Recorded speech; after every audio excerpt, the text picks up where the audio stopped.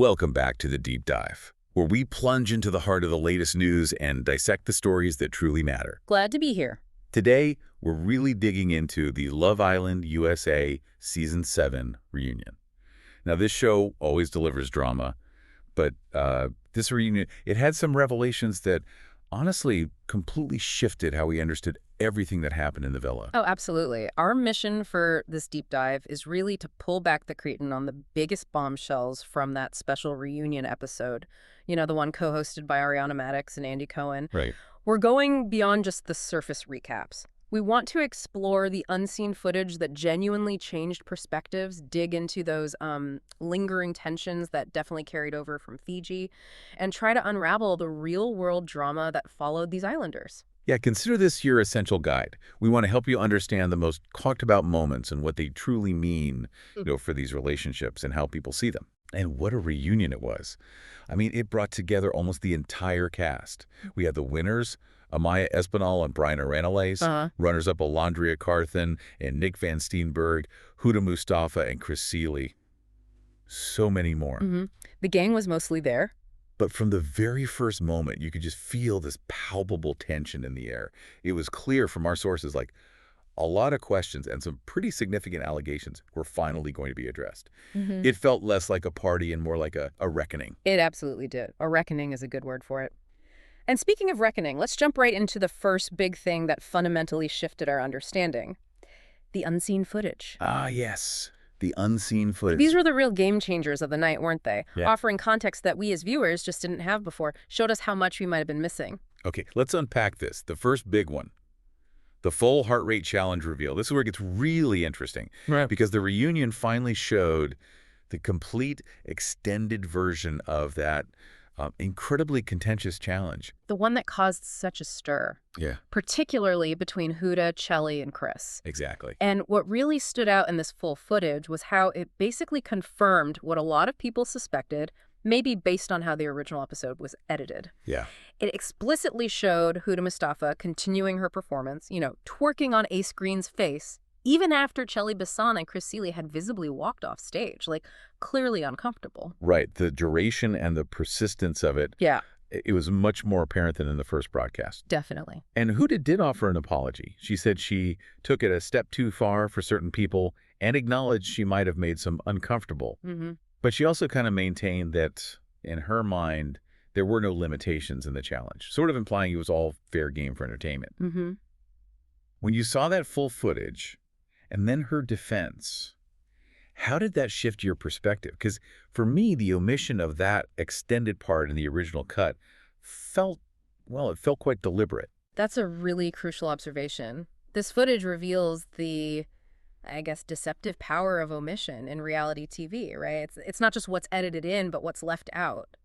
That can completely warp how the audience sees things and fuel narratives that are, far from the full truth. Yeah. In this case, by cutting away early, the initial episode kind of downplayed the extent of Huda's actions and the immediate reactions. It made the drama that followed seem maybe overblown or less justified to some viewers. Right. It makes you question how often we're reacting to manufactured drama rather than, genuine intent or the full scope of what happened. Exactly. This incident really highlights that constant tension between where individual boundaries lie and what islanders might consider gameplay in such a high-stakes environment. And Chelley, she didn't back down, did she? She said her initial response was definitely justified. Taylor also weighed in, saying he thought it was taken too far.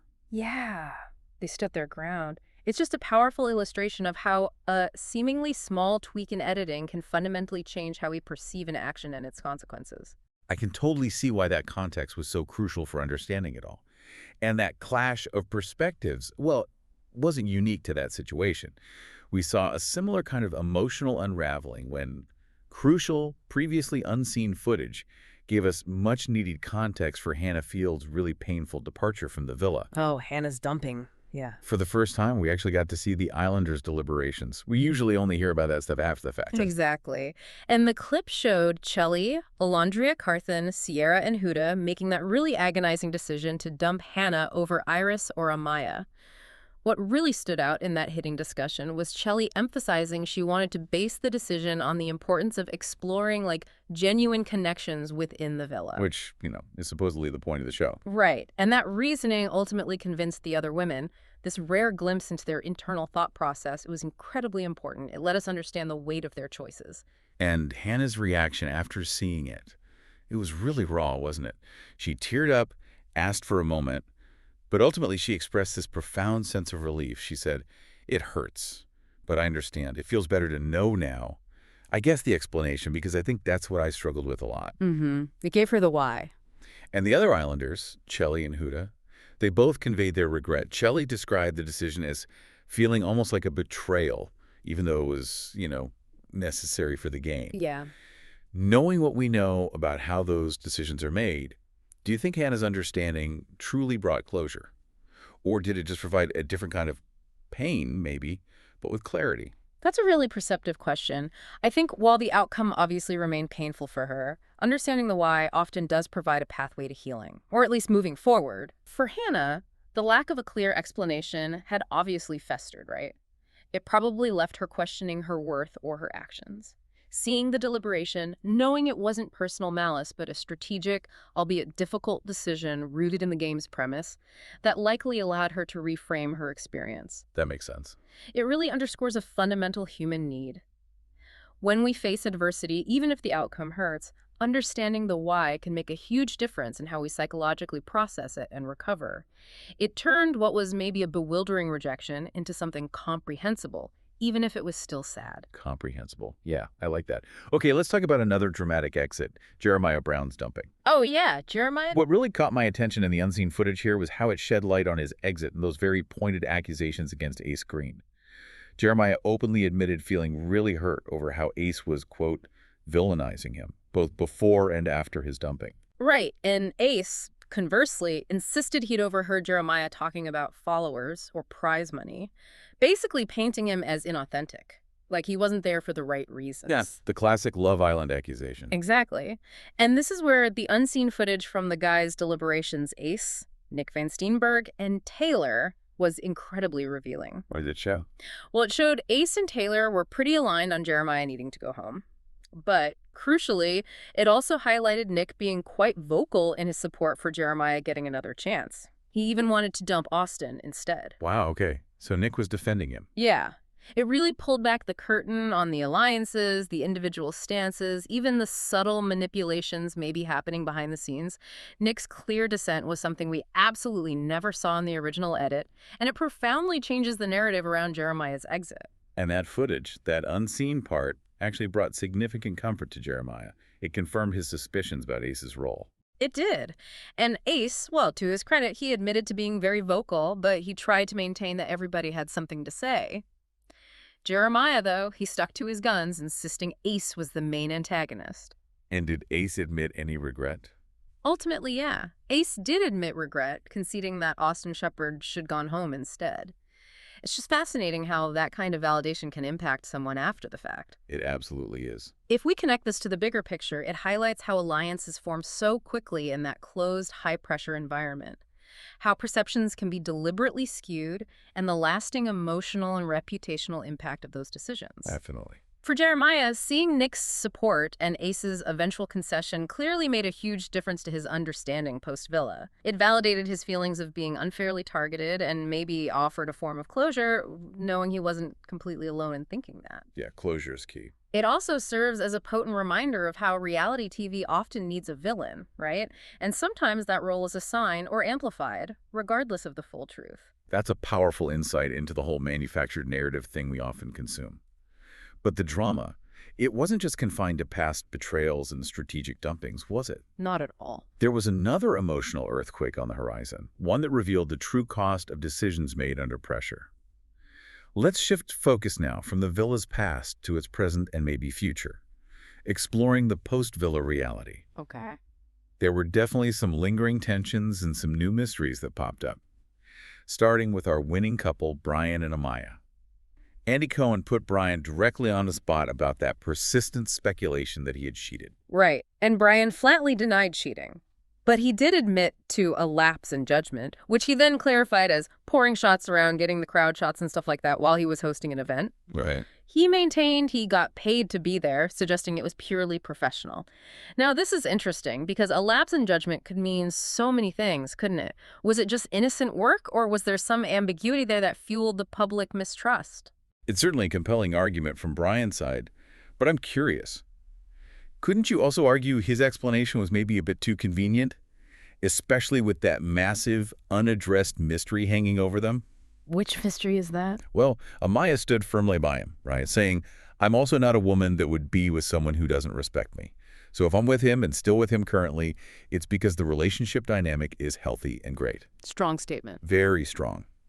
But what's truly striking, though, is the fact that Amaya and Bryan had unfollowed each other on social media hours before the reunion aired.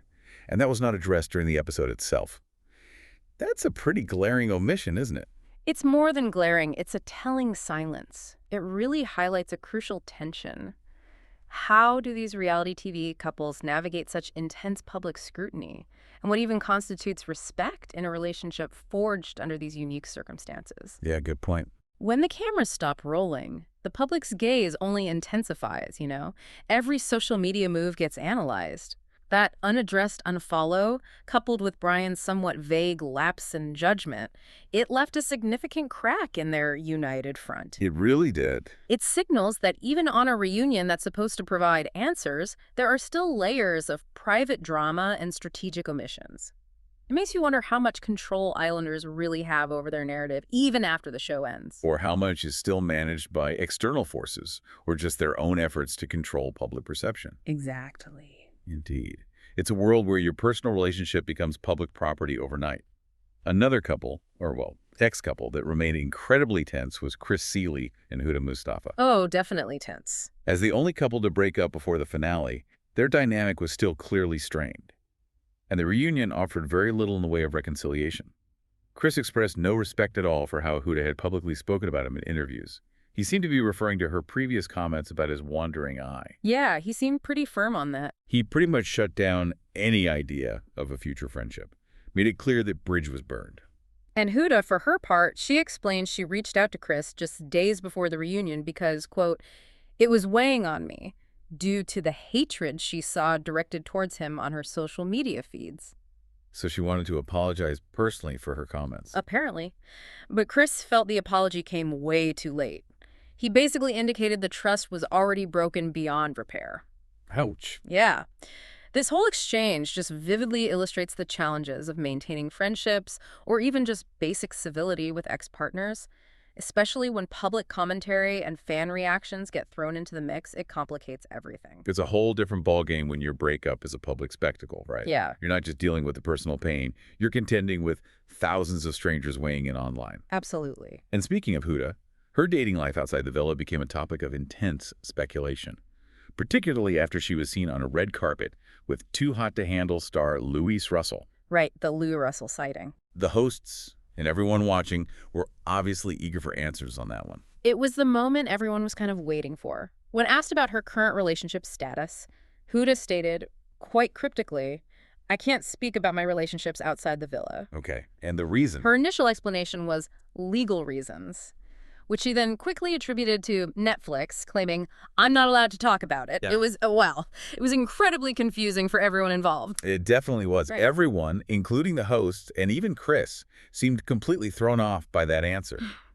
Chris was visibly rolling his eyes. I saw that. And Andy Cohen, with his usual wit, quipped, okay, tell Netflix this was the #1 streaming show of the summer, before sort of reluctantly moving on. Which was a great line. It was. But this wasn't just Huda being cagey, was it? It felt like a stark reminder of those often invisible strings still attached to reality stars. The NDAs, the contractual ties, they can govern their public and even private lives for years after filming. Yeah, turning personal details into basically the show's protected intellectual property. It shows that a reality star's life is often still under contractual control long after the cameras in the villa stop rolling. Absolutely. That legal reasons explanation highlights a much broader truth about the post-show lives of these stars. For sure. These contractual obligations, they extend far beyond the filming of a single season. and they significantly interact with public interest and personal life. It implies certain relationships or projects are under wraps, not by choice, but by a legal bind. Which fundamentally alters how they can present their reality to the world. Exactly. It's a fascinating and often frustrating layer of complexity that viewers rarely get to see, but which profoundly shapes the narratives we do eventually get. That's a profound point, that their lives are still very much controlled by these invisible contracts. But if we thought that was tense, it was merely a prelude. A prelude to the most explosive confrontation of the night. Huda, Chelley, and Alondria, and those deeply serious bullying allegations. Yeah, this part was heavy. Andy Cohen pressed Huda on her previous statements in interviews about feeling isolated and bullied in the villa. He even cited a clip of Sierra and Chelley joking about her. And Huda did clarify her position somewhat. She admitted she had moved on and probably should have used a different word than bully when reflecting on her experiences, which felt like a crucial moment of self-reflection, acknowledging the impact of her word choice. It did. But what truly made this segment unforgettable, just gut-wrenching really, was Alondria Carthan's deeply emotional response that followed. Oh, Alondria. She revealed that she had personally asked Huda to release a statement to her fans, to specifically address the horrible racism and hate train that was being directed towards Alondria and Chelley online. A request Huda apparently agreed to. Agreed to, but ultimately failed to follow through on. And Alondria's revelation about the George Floyd edits, I mean, that's just unfathomable. It takes a typical reality TV drama to a truly horrifying and dangerous place. When you encountered that in the source material, what was your immediate reaction? Because gobsmacked, as Andy said, feels like an understatement. Honestly, just stopped me cold. It's one thing to discuss on-screen conflict, gossip, maybe perceived slights within the confines of a game show. It's another thing entirely to confront the horrifying, weaponized vitriol these individuals face offline. Yeah. Seeing edits of Alondria's face on George Floyd's body, as she described, that's not just online harassment. It's a shocking display of racist hate speech. It's a stark, sobering reminder of the dark underbelly of public scrutiny. It really is. It highlights such a critical distinction, the profound difference between interpersonal conflict in the villa and the devastating real-world impact of online harassment and racism. This is a burden that reality TV contestants, especially women of color, are often forced to carry long after their season airs. It's absolutely horrific. And it really crystallizes why both Alondria and Chelley then explained why they had unfollowed Huda. They said their trust was irreparably broken. Understandably so. Alondria said, "I love her to death, but that really was a turning point for me." And Chelley concluded, "I wish you well from a distance. That trust is broken. I wouldn't feel like I could trust her as my friend." That trust wasn't just lost over villa drama, was it? It was over the failure of allyship in the face of truly malicious online attacks. Precisely. If we connect this to the bigger picture, this powerful exchange illuminates the critical role of allyship, of speaking up for your friends, especially when they are facing such profound vitriol. It throws into sharp relief the immense responsibility that comes with having a platform and the devastating consequences when that responsibility isn't met. This segment truly transcended typical reunion drama. It forced everyone, islanders, hosts, viewers, to confront the brutal realities of online hatred that often accompany reality TV fame. It really makes you wonder about the systemic support, or maybe the lack thereof, for contestants dealing with such targeted attacks. It does. So what does this all mean then? This deep dive into the Love Island USA Season 7 reunion. It really pulled back the curtain on the complexities of reality television, didn't it? It really did. From unseen footage changing our entire understanding of events, to the raw emotions of confrontation, and to the lasting, often harsh impact of public life and social media scrutiny. Yeah, it showed us how quickly relationships can shift, how those contractual obligations extend far beyond the final episode, and how personal actions, even within a game, can have far-reaching, sometimes devastating consequences in the real world. Absolutely. We saw the deceptive power of editing, the weight of a public apology, those invisible threads of post-show contracts, and the profound difference between a disagreement and targeted, hateful harassment. The reunion offered closure on some fronts for sure, but it also opened up new questions about the ethical implications for the show's producers and the lasting emotional toll on the contestants themselves. So, as you reflect on these really intense moments, maybe consider this. How much of a reality TV star's story truly ends when the cameras stop rolling? And how much is merely beginning a new, very public chapter? That's a great question. And what responsibilities do we as viewers have in understanding the full picture, beyond the edited snippets, when we engage with these deeply personal stories and the individuals who bravely share them? It's a question that definitely lingers long after the credits roll, urges us to look beyond the surface, right? Indeed. It challenges us to look beyond just the entertainment value and consider the human cost and the ongoing narratives that continue to unfold long after the final episode airs. This reunion wasn't just a recap, it was a potent reminder of the real lives beneath all that drama. Well said. That's all the time we have for this deep dive. Thank you so much for joining us. Thanks for having me.